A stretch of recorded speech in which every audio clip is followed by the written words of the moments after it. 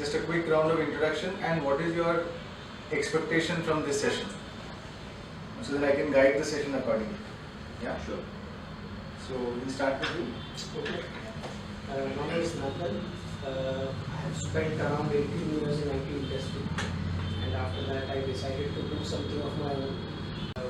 My expectation from this session is to really understand what is it all about, because I have no clue what behavioral finance means. Okay. So as a layman, I would want to understand what is it and how can you use it to your life. Okay. Cool. Yes. Okay. My name is Vimal Deshpande. I'm an executive coach, corporate trainer. I coach people on career development, career change. Before I became a coach, I worked in the IT industry, same as you, Nandan. For again, same number of years, 18 years, I worked in the IT industry. Worked with various companies such as Infosys, IBM, and a couple of others.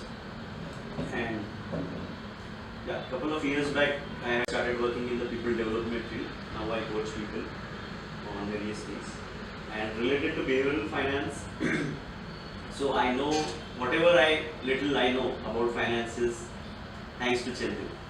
So last 5-6 years of our association and friendship, whatever little I have understood about finances from you. Now behavioral finance, yeah. So behavioral finance, what interests me as a topic is, what is it? See, in my profession, I focus on behavior and performance of people, what they want. Now, this topic, in that way, I am relating to that what is related to financial planning and financial decisions in life, how our behaviors are affecting that. That I would like to understand.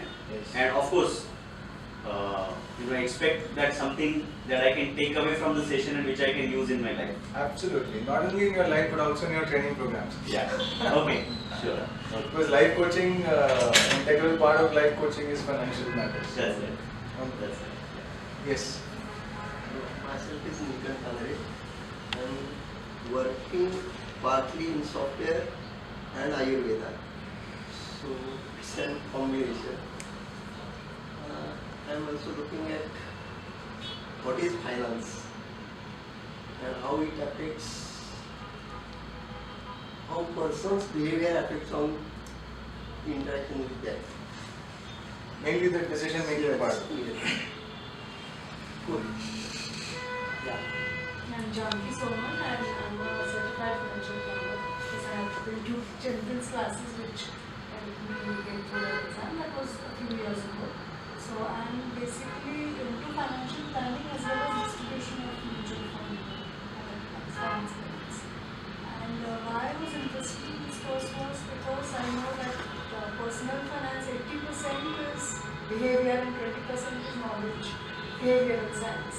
So I thought that I would get some more insights. I read a little bit about it, but obviously a spoken thing or like a lecture that you can remember it better. So That's the expectation. Wow. Good. Hi, I'm Lokesh Arya. I run my own business and marketing of various companies. And to be part of the finance is always an area which is always an interest and has always been very low at. So certainly any inputs would always be helpful. Businessmen tend to over leverage their personal finance. That's a Personal that's finance, you use a company finance, continuous only marketing people fight primarily. that I keep having with businessmen. Okay, so mental accounting means what? You tend to weigh different amounts of money and based on the sources of that money with different amount of value. So you tend to compartmentalize it. Okay, this is this money, this is that money. In fact, you must have seen people do this. Like ये जो पैसा है ना, ये FD जो है ना, ये मेरे बच्चे के एजुकेशन के लिए है. उससे मैं कुछ नहीं करूँगा. भले ही मैं लोन लेके करूँगा वो, भाई इसको नहीं टच करूँगा. लोन लेगा 12% पे, और ये पड़ा है 8% पे FD में. So you're actually earning 8% from a particular amount of money. That's directly your due. I'll tell you what. All businessmen are victims of this story, well spun by the CAs. And banks also play along. Bank always gives you an overdraft account facility, okay, at 1% more interest if you keep a certain amount as FD with them. 8% पे FD रहता है उसी bank में, और overdraft account या that they open it at 9%. I have had a very bad time discussing this point with people, and they will not just believe why my CA said it. See again how emotions come into Why play. would anybody do that? I mean, you would give a collateral, but these people do insist. Most of आप the banks FD do रखो, insist. आपको मैं overdraft देता हूँ 10% पे 8% पे FD रहेगा, वो नहीं बोलेंगे. आप FD रखो, उसके अगेंस्ट आपको ओवरड्राफ्ट फैसिलिटी मिलेगी. Banks work on that. And most of the time the overdraft is full. Like the entire money is consumed. At 10% they are paying interest, and their own money is earning only 8%. Okay, so this mental accounting is a very big mistake that we end up doing. There is a Shupandi story. All of you know Shupandi? Yeah. हाँ? आपको पता है शुपांडी कौन? Tinkle आता है, उसके अंदर एक कार्टून कैरेक्टर है. One of my favorite guys, and he has taught me about money much more than any big textbooks. Okay, so what this guy does is, his master gives him 2 5-rupee coins and actually tells him that go and buy some vegetables with this and go and buy eggs with this. Okay, so he runs out, very enthusiastic servant, So he goes out, and along the way he gets confused. ये 5 रुपए से vegetable लेने को बोला या इससे? So he runs back to check. And most of us tend to behave in this way in many different situations. Sometimes you are alert, sometimes you are not. And the mistakes happen when you are not alert. Hi, my name is Hemant Deshpande. I am an executive coach and management trainer. Today I attended a fantastic session on behavioral finance conducted by the CEO of Forest Financial Consultants, Mr. Chantil Iyer. It was a totally eye-opening session related to financial decisions that we make every day, related to investments, related to spending. And today Chantil presented studies done by economists across the world. Also he showed us different scenarios in which we introspected about how we go about taking our financial decisions. What are the behaviors, what are the behavior patterns that come in the way of making those decisions.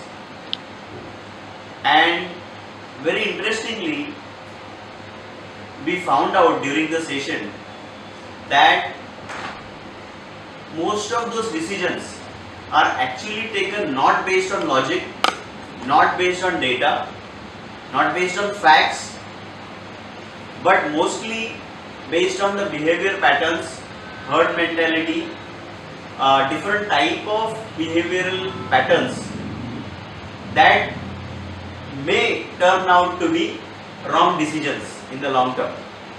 So very enlightening session. I learned a lot in that. Now one of the most important things that I am taking away from this session is that we have to look at the long term when it comes to investing.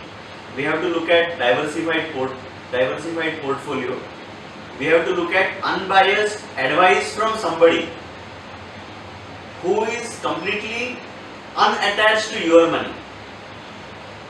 So that is something that I am taking away, and I thank Chantil for this wonderful session. Thanks once again. Hi, my name is Nandan. I run my own company now, and we have few educational institutions. Now, it was a very interesting workshop, I would say, and who has organized it, I was invited for it, and it was a very good experience. I would say a lot of things which were discussed today were not new, but sometimes it's very interesting to recall or reinstate what you already know. It's very interesting because most of the times you know a lot of things, but you still don't practice them.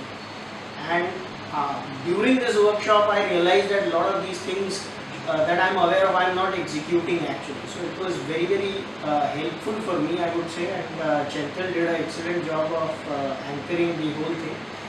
And it was very interactive, I would say. So a lot of people were sharing their thoughts, and it was overall a very, very pleasurable experience for me. Thank you.